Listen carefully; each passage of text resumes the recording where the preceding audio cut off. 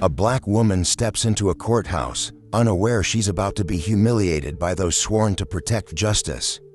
Judge Amara Holt, mistaken for a nobody, is assaulted, her braids cut, her dignity stripped, by a racist bailiff who sneers, "You don't belong here." But he's wrong. She's no ordinary citizen. She's the judge, and her gavel will shatter his world. A hidden recorder captures every word, and the city's corruption is about to unravel. What follows is a courtroom storm of truth, power, and retribution that will leave you speechless. Stick around, this is Justice Redefined. Like, share, and subscribe for more stories of courage against injustice. Tell us in the comments, where are you watching from, and what time is it? Join the movement for truth and don't miss the next chapter.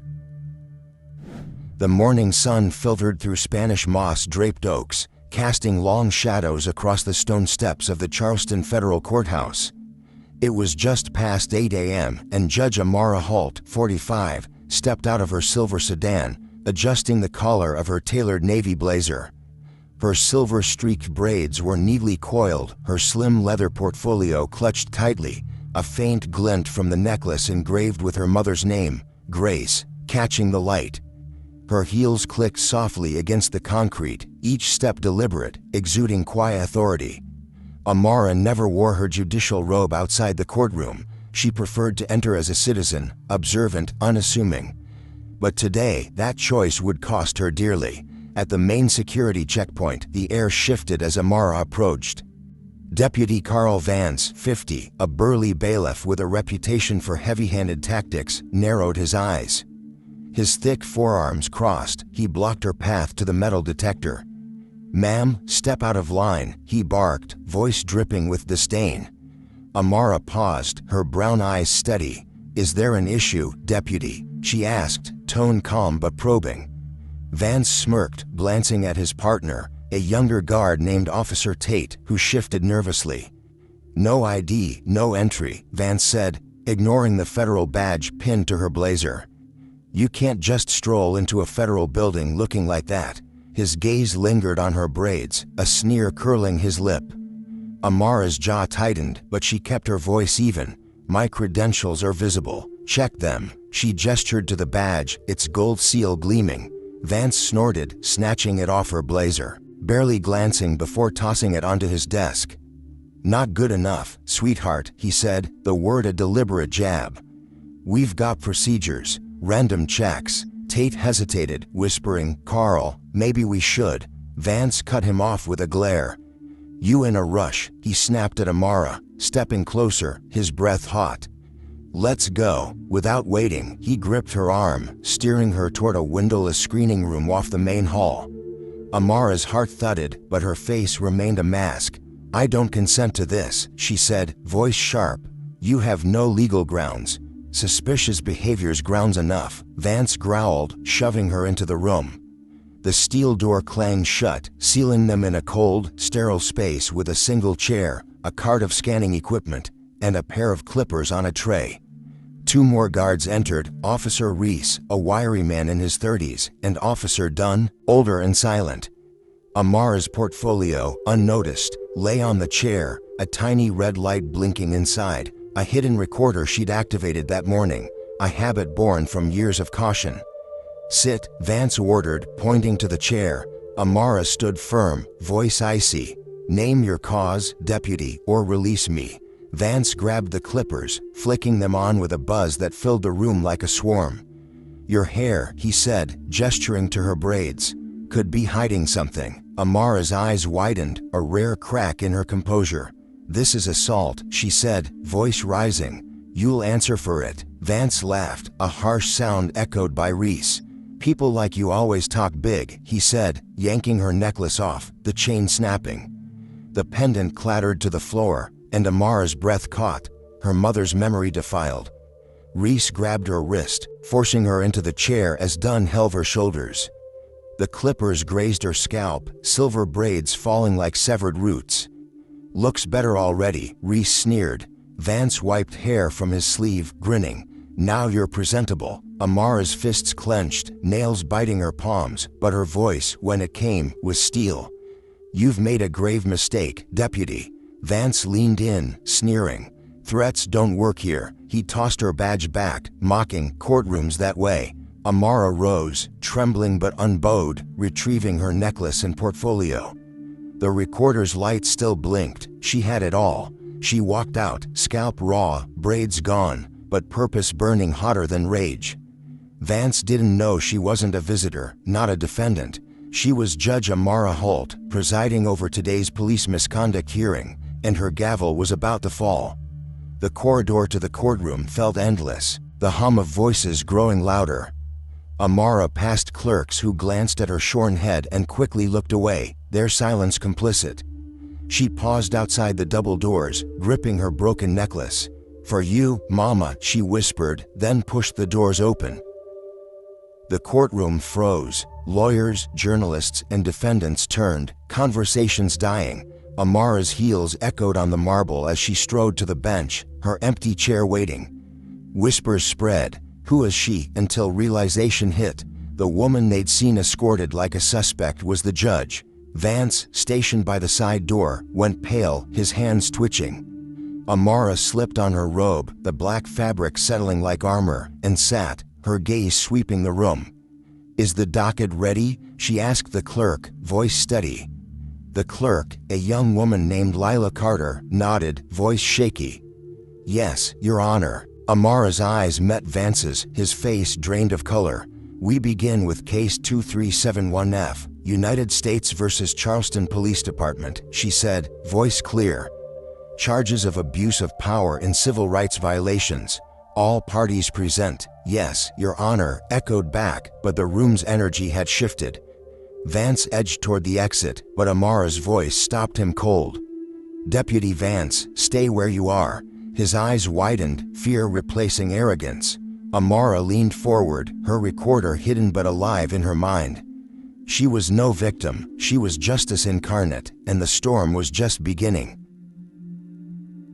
The Charleston Federal Courthouse buzzed with a restless energy, the weight of Judge Amara Holt's presence silencing the packed gallery. At 45, Amara sat behind the bench, her black robe a stark contrast to her shorn scalp, the raw patches where her silver braids once hung a visible testament to Deputy Carl Vance's brutality. The necklace engraved with her mother's name, Grace, lay broken in her pocket, but her resolve was unbroken. The hidden recorder in her portfolio had captured every word of the assault. Vance's sneers, the clipper's buzz, the guard's laughter. Now, as she presided over Case 2371F, a hearing on police misconduct, the courtroom felt like a powder keg. Amara's gaze swept the room, landing on Vance, stationed by the side door, his face pale, hands twitching. She tapped her gavel once, voice cutting through the murmurs. "Court is in session. We begin with preliminary testimony. Prosecution, call your first witness." The lead prosecutor, a sharp-eyed woman named Karen Wells, stood. "We call Lieutenant James Keller, Your Honor." Keller, 38, a broad-shouldered officer accused of excessive force during a protest, strode to the stand, his clean-shaven face exuding confidence. But Amara's focus wasn't on him, not yet. "Deputy Vance," she said, voice like a blade. "Step forward." The gallery froze. Vance, 50, hesitated, his eyes darting to the exit. "Your Honor, he stammered, voice cracking. Amara leaned forward, her stare unyielding. "Now, deputy, or I'll have you escorted in cuffs." Whispers rippled, reporters scribbled, lawyers exchanged glances. Vance shuffled to the center, sweat beading on his forehead. "State your name for the record," Amara ordered. Vance swallowed, voice low. "Carl Vance." She tapped her pen, deliberate. "How long have you served as bailiff here?" He shifted, eyes avoiding hers. 14 years, Your Honor." Amara's voice sharpened. "And in those 14 years, how many people have you assaulted in that screening room, thinking they were nobody?" The room gasped. Vance's mouth opened, then closed, his face draining of color. I didn't assault anyone. I didn't know it was you, Your Honor." Amara's eyes narrowed, her voice cold. "You didn't know because you didn't care to ask. You saw a black woman and assumed you could humiliate her, cut her hair, break her necklace, laugh while doing it. But you chose the wrong target, deputy. I am a federal judge, and you've committed a crime in my courthouse. Vance's knees buckled, his voice a plea. It was a mistake. I was following protocol. Amara raised a hand, silencing him. Protocol doesn't include assault. You're suspended, effective immediately. Officers, she nodded to two guards by the exit, escort Deputy Vance into custody. Federal charges will follow. The guards moved swiftly, cuffs gleaming. Vance's eyes widened, voice rising. You can't do this. I've got rights. Amara's gaze was unrelenting. So did I, Deputy. You violated mine. As Vance was led out, protesting, the courtroom erupted in whispers. Lila Carter, 24, a law intern seated near the clerk's desk, clutched her phone, her knuckles pale. She'd witnessed the assault from the hallway, too scared to intervene, but her phone had captured it all: Vance's clippers, Amara's defiance. Lila's heart raced. Her mother, a victim of police violence years ago, had died without justice. Now, Lila saw a chance to act. She approached Amara during a brief recess, voice trembling. Your Honor, I need to speak with you.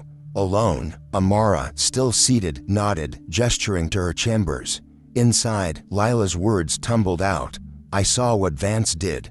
I recorded it, everything, from when he grabbed you to the clippers. I'm so sorry I didn't stop him. She held up her phone. The video paused on Vance's sneer. Amara's breath caught, her hand touching the broken necklace in her pocket. You recorded it? She asked, voice soft but intense. Lila nodded, eyes wet. I was scared, but my mom, she died because of men like Vance. I couldn't stay silent. If you need this video, it's yours. Amara placed a hand on Lila's shoulder, voice warm.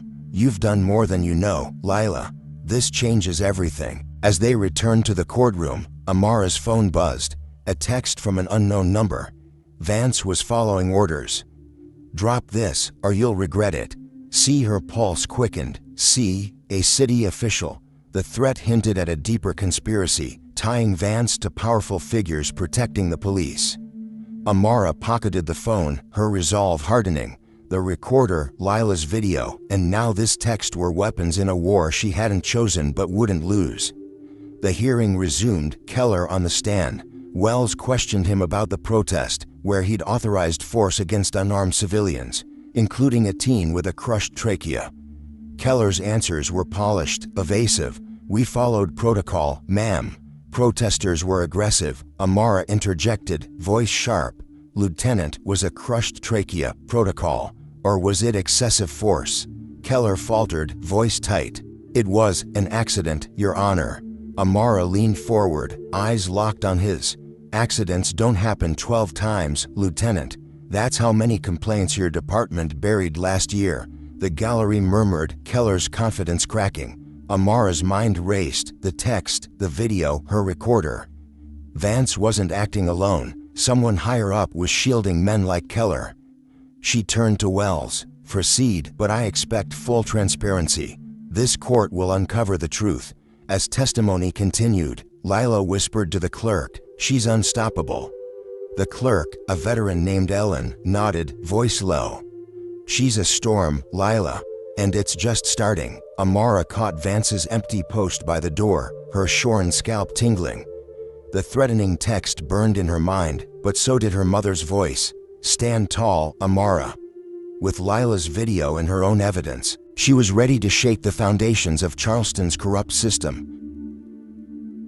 The Charleston Federal Courthouse pulsed with a tense undercurrent, the air thick with anticipation as Judge Amara Holt presided over the police misconduct hearing. At 45, Amara sat behind the bench, her black robe a shield against the raw sting of her shorn scalp, the broken necklace engraved with grace tucked in her pocket like a talisman. The courtroom, packed with reporters, activists, and nervous city officials, felt like a battlefield. Lila Carter's video of Deputy Carl Vance's assault, clippers buzzing, Amara's braids falling, had shaken the gallery, and Amara's own hidden recorder held every damning word. The threatening text from C. Vance was following orders. Drop this, or you'll regret it, burned in her mind, hinting at a conspiracy reaching beyond the courthouse walls. Amara's gavel struck once, silencing the murmurs. We continue with Case 2371F, United States versus Charleston Police Department, she said, voice steady but piercing. Prosecution, your next witness. Karen Wells, the lead prosecutor, stood, her eyes flicking to Amara with cautious respect. We call Howard Briggs, Your Honor. Briggs, a 44-year-old warehouse foreman with a salt and pepper beard, took the stand, his hollow eyes reflecting 9 months of grief.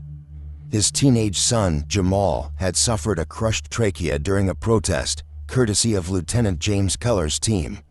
As Briggs recounted the brutality, Jamal's gasps, officer's indifference, Amara listened, her pen poised, memories of her own assault flashing.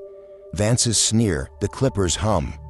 She glanced at Keller, seated at the defense table, his rigid posture fraying under scrutiny. Wells pressed Briggs gently. Mr. Briggs, did any officer offer medical aid to your son? Briggs shook his head, voice rough. No, ma'am. They said he was faking, told us to move along. Amara interjected, voice sharp. Mr. Briggs, how long did it take for paramedics to arrive? Briggs's hands clenched, eyes wet. 20 minutes, Your Honor. My boy could barely breathe. The gallery stirred, reporters scribbling. Amara turned to Keller, her gaze like steel. Lieutenant Keller, your report claimed minimal injuries. Explain that discrepancy. Keller shifted, voice tight. It was chaotic, Your Honor. Reports were based on initial observations. Amara's eyes narrowed. Observations that ignored a teenager's life-threatening injury? That's not chaos, Lieutenant. That's negligence.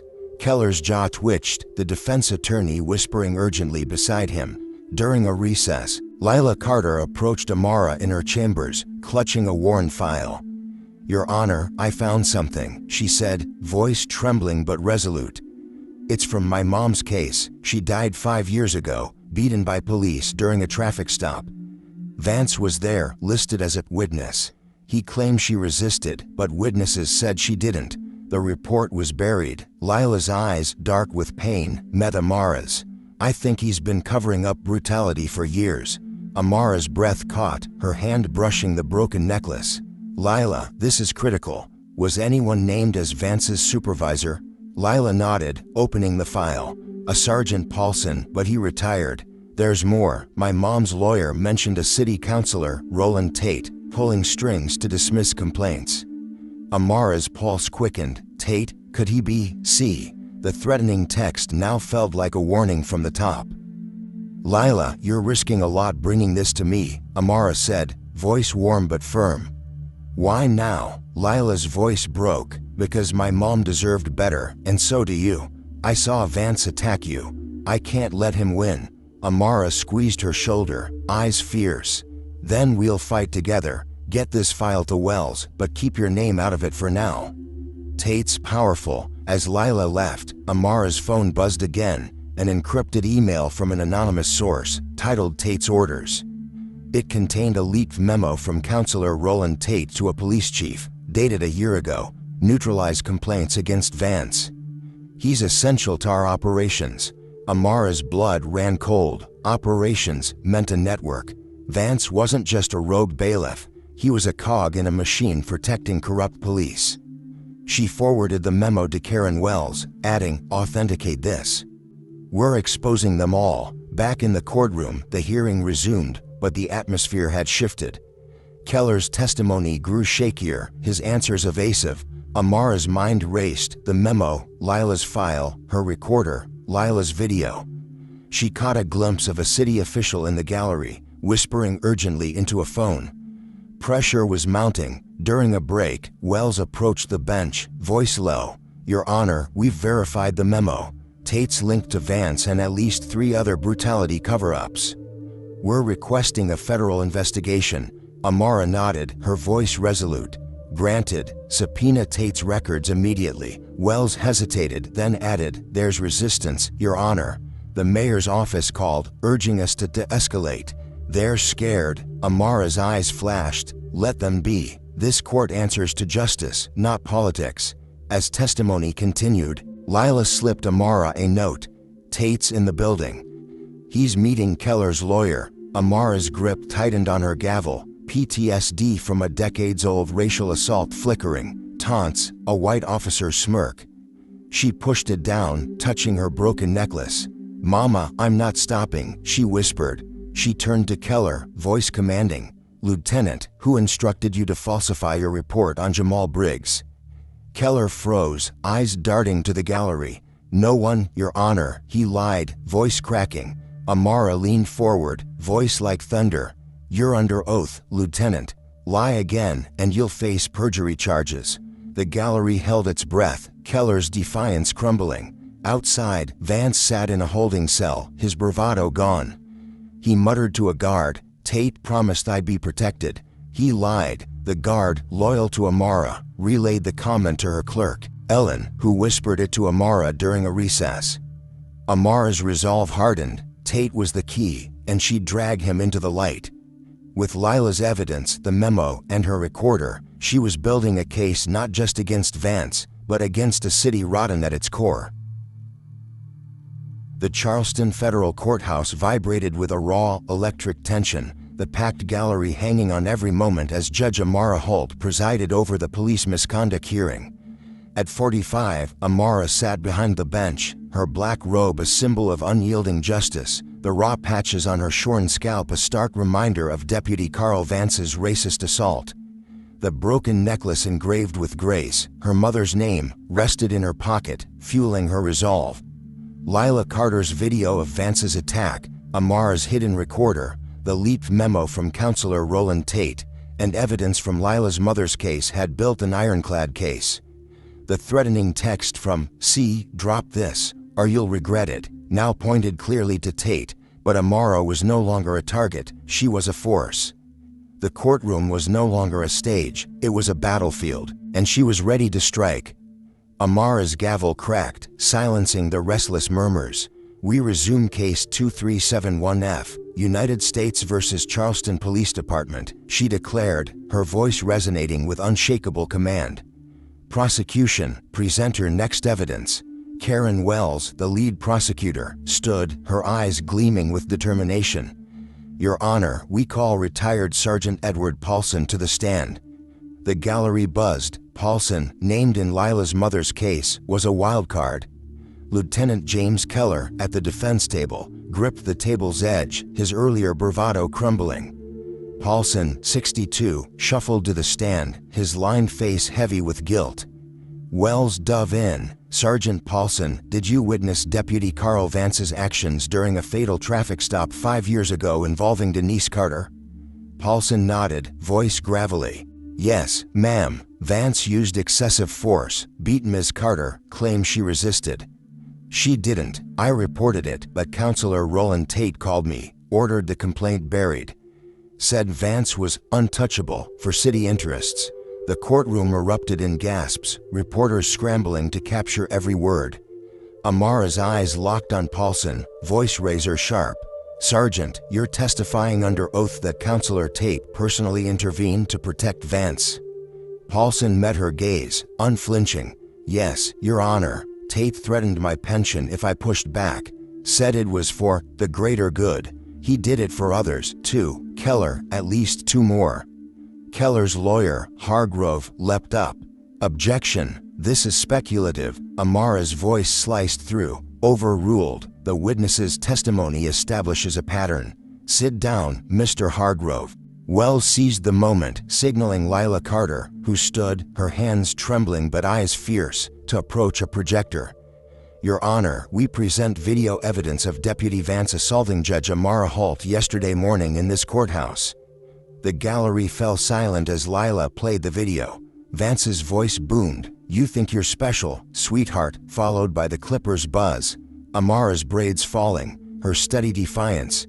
"You've made a grave mistake." The screen froze on Vance's sneer, and the room exploded in outrage, activists cheering, reporters shouting questions. Amara raised her hand, voice like thunder. "Order. Let the record show Deputy Vance committed a federal crime, assaulting a judge, under the guise of protocol." She held up the leaked memo, her tone unrelenting. "This authenticated document proves Counselor Roland Tate ordered Vance's protection. Part of a conspiracy to shield police brutality." This court will not bow to corruption. The gallery roared, applause drowning out Hargrove's protests. As the noise settled, a figure stood in the gallery, Roland Tate himself, 58, his tailored suit and slick gray hair belying his panic. "Your Honor, I demand to speak," he barked, voice dripping with entitlement. Amara's eyes narrowed, but she nodded. "Approach, counselor. Choose your words carefully." Tate strode forward, his charm masking desperation. "These accusations are baseless," he said, voice smooth. "This memo is fabricated, and Paulson's a disgruntled retiree. You're turning a hearing into a witch hunt, Judge Holt. Step back before you regret it." The gallery held its breath, but Amara's voice was ice. "Threatening a federal judge in open court, Mr. Tate. That's a bold move for a man named in a conspiracy." She turned to Wells. "Ms. Wells, additional evidence." Wells nodded, producing a new file. "Your Honor, a burner phone was left in your chambers this morning, containing a recorded confession from Tate's aide, admitting Tate paid Vance to silence complaints. We've authenticated it." The courtroom gasped, Tate's face draining of color. "That's impossible," he shouted, but his voice cracked. Amara's gavel slammed. "Enough, counselor. This court orders an immediate federal investigation into you, Vance, and all named associates." Marshals detained Mr. Tate for questioning. Two marshals moved swiftly, Tate's protests, "You can't do this," fading as he was escorted out. Keller slumped, his defense unraveling. Lila, standing by Wells, whispered, "We did it, Your Honor." Amara met her eyes, voice soft but fierce. "You did, Lila. Your mother would be proud." She turned to the gallery, voice rising. "This court stands for justice, not power. Let today be a warning. No one is above the law." The applause was deafening, but Amara's mind flashed to the text from "See, Tate was down, but his allies weren't." The burner phone, Lila's video, her recorder. They'd won this battle, but the war was far from over. As the session paused, Wells approached the bench, voice low. "Your Honor, Tate's allies are circling. The mayor's office is furious. Be careful." Amara touched her broken necklace, PTSD from a past racial assault flickering. A white cop's taunt, her mother's strength pulling her through. "Let them come," she said, voice resolute. "We've just begun." The Charleston Federal Courthouse stood quieter now, but the echoes of Judge Amara Holt's reckoning reverberated through the city. At 45, Amara sat in her chambers, her black robe draped over a chair, the raw patches on her shorn scalp a fading reminder of Deputy Carl Vance's assault. The broken necklace engraved with grace lay repaired on her desk, a symbol of her mother's enduring strength. Lila Carter's video, Amara's recorder, the leaked memo, the burner phone confession, and retired Sergeant Paulson's testimony had dismantled a corrupt network. Vance was in custody, Roland Tate detained for questioning, and a federal investigation into the Charleston Police Department was underway. Yet the threatening text from "See, drop this, or you'll regret it," lingered, a reminder that Tate's allies were still at large, plotting retaliation. Amara's phone buzzed with a news alert. Judge Holt's ruling sparks protests, calls for police reform. She glanced at the article, her name trending alongside hashtags like #Justice for Jamal and #Amara Holt. The victory felt bittersweet. Vance and Tate were down, but the system they served wasn't. A knock interrupted her thoughts. Lila Carter, 24, entered, her eyes bright with purpose despite exhaustion. "Your Honor, you need to see this," she said, holding a leather-bound journal. Marshals found it in Vance's office, hidden in a locked drawer. Amara opened the journal, her pulse quickening. Pages detailed payoffs from Tate's network to Vance, Keller, and others, dating back a decade. Names, dates, amounts: $10,000 to silence a brutality complaint, $25,000 for a falsified report. One entry read, "Tate's orders. Barry Carter case. No loose ends. Lila's mother's death was no accident, it was a cover-up." "Lila, this is a goldmine," Amara said, voice steady but fierce. "It ties Tate to dozens of cases, including your mom's." Lila's voice trembled, but her resolve held. "I want to take this public, Your Honor. My mom deserved justice, and so do the others listed here. But I'm scared. Tate's people are already smearing you. Amara's eyes softened, touching the repaired necklace. Fear means we're hitting the right nerves, Lila. We'll get this to Wells and the press, but we need protection. Tate's allies won't go quietly. As if on cue, Karen Wells, the prosecutor, entered, her face grim. Your Honor, the mayor's office just leaked a story claiming you're biased against police, citing your personal vendetta over the assault. They're pushing for your recusal from the case. Amara's jaw tightened, PTSD from a past racial assault flickering. A white officer's taunt, her mother's voice pulling her through. They're desperate, she said, voice like steel. Let them try. This cord doesn't bend to smear campaigns. Wells nodded, voice urgent. There's more. The journal's authentic, but we found a name in it, Counselor Evelyn Marsh, Tate's mentor. She's untouchable, with ties to the governor. If we go after her, we're in deep.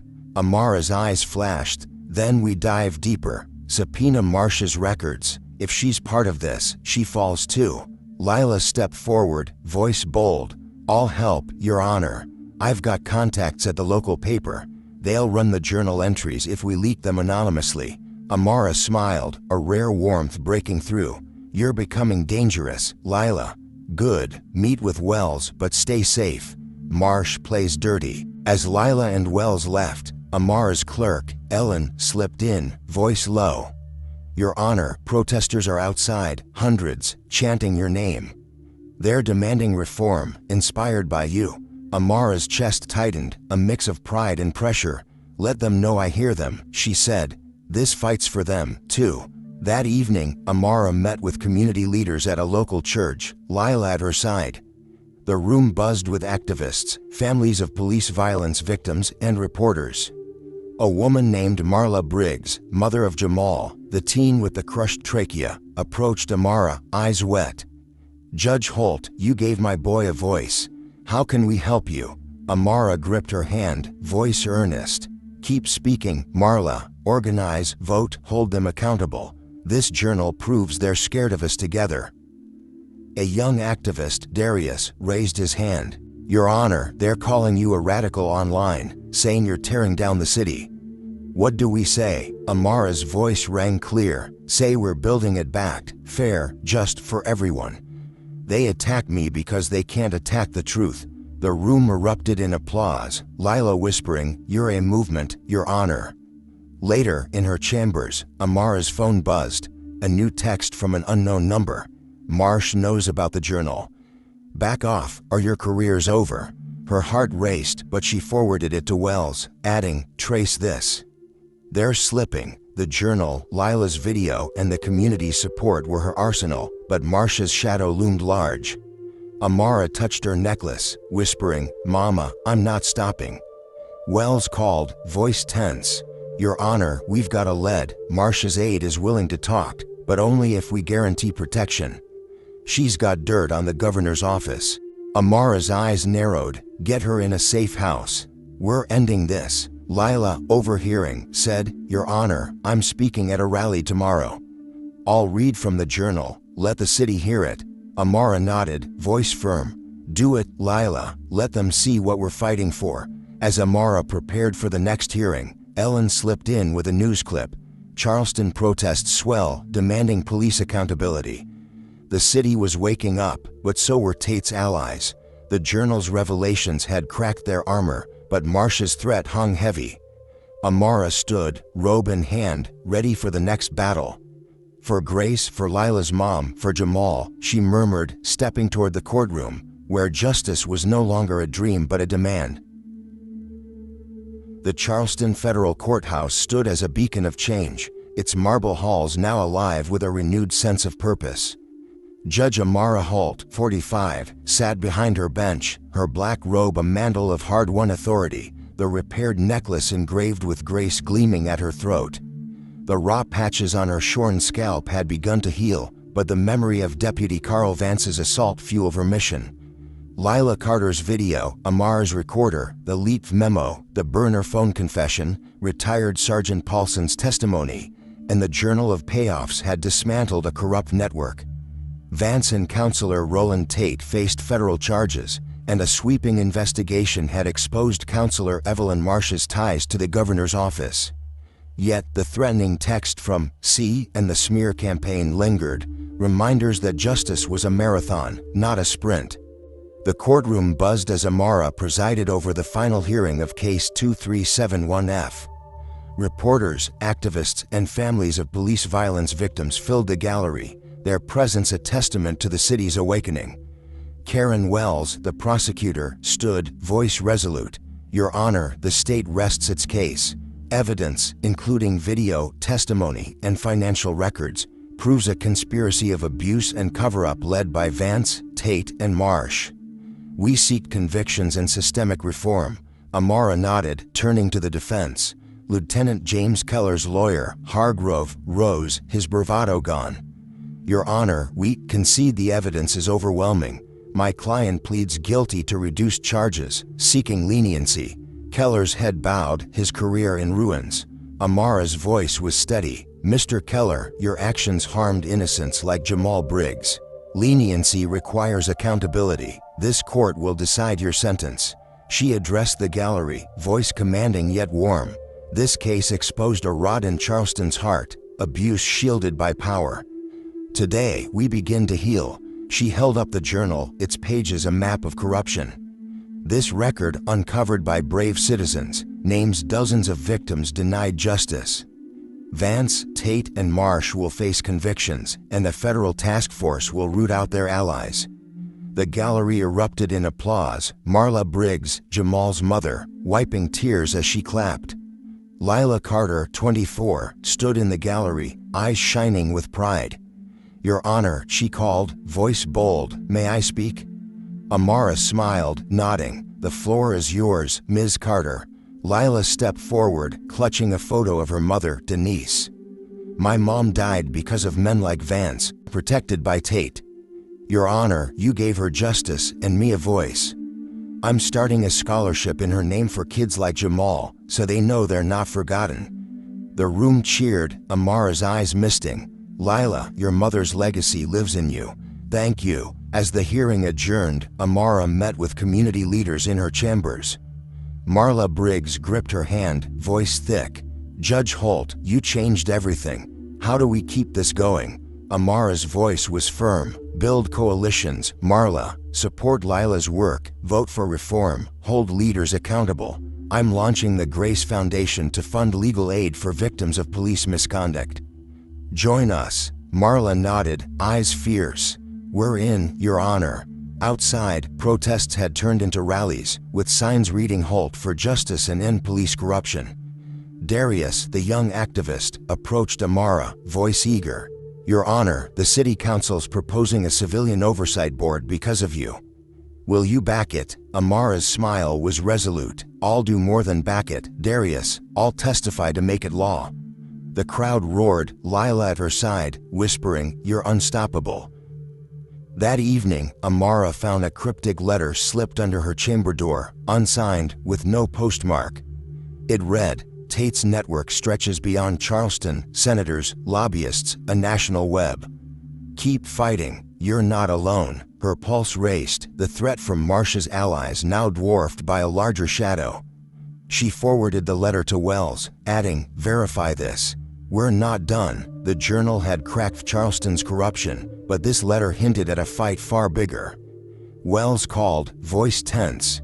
"Your Honor," Marsh's aide flipped. "She's naming names, including a DC consultant tied to Tate.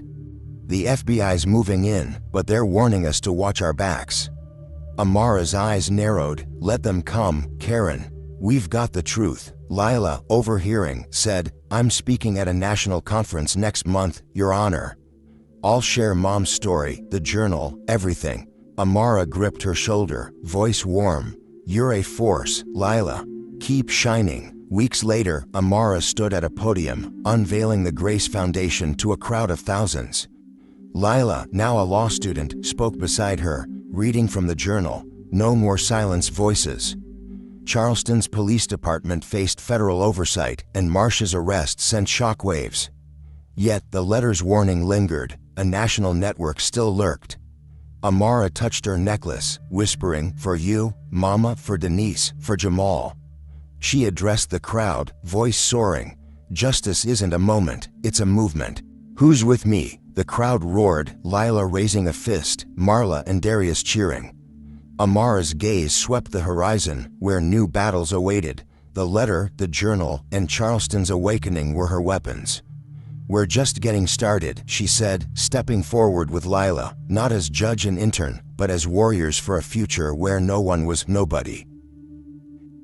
The story of Judge Amara Holt delivers profound lessons on resilience, justice, and the power of collective action. A black federal judge, Amara faced racist assault, her braids cut, her dignity targeted, yet transformed humiliation into a crusade against corruption. Her composure, bolstered by Lila Carter's video, a hidden recorder, and a journal of payoffs, exposed a network shielding police brutality, from Deputy Carl Vance to Counselor Roland Tate. This teaches us that systemic injustice thrives on silence, but courage, like Amara's, can dismantle it. Lila's activism, driven by her mother's death, shows how personal loss fuels change, while the community's rallies highlight that justice requires unity. Amara's Grace Foundation and the cryptic letter hinting at a national conspiracy remind us that reform is ongoing, demanding vigilance. Her story critiques racial prejudice and power abuse, urging us to challenge bias in our own spheres. Leadership, as Amara and Lila embody, means standing firm, even when smeared or threatened. Every action, Lila's evidence, Marla's voice, a protester's sign, builds a fairer world. We must ask, what injustices do we see, and how can we act? Amara's journey inspires us to speak truth, support the marginalized, and fight for equity, knowing one voice can spark a movement. Like, share, and subscribe to dive into more stories of triumph over adversity. Your support amplifies voices like Amara's. Comment below, what lesson from Amara's fight resonates with you? Stay tuned for gripping tales of justice that will keep you hooked.